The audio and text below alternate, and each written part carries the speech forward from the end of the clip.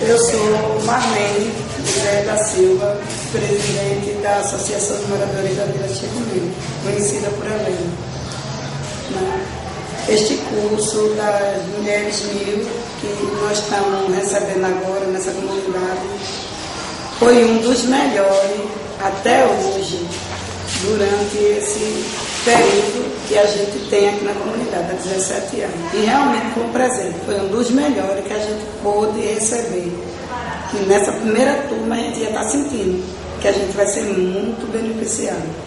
Eu espero que gere renda, né, para esta comunidade e trabalho para elas, né, que estão todas empenhadas, né, estão cuidando do comportamento delas fisicamente, né?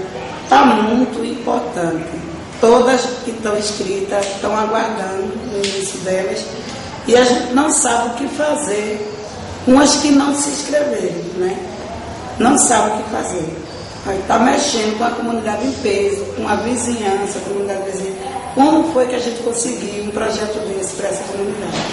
A gente está muito feliz, né? Muito feliz.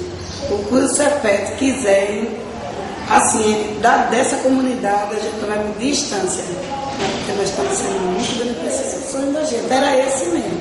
Veio melhor, que a gente não sonhava que fosse lá no CEPET, que abrangisse 3 anos e pudesse eu acolher 110 mulheres. Eu digo, esse veio mesmo planejado. Foi um sonho, um desejo que a gente tinha, que aconteceu, foi mandado de Deus, né? É um plano de Deus. Por isso a gente tem que zelar, tem que agradecer mesmo.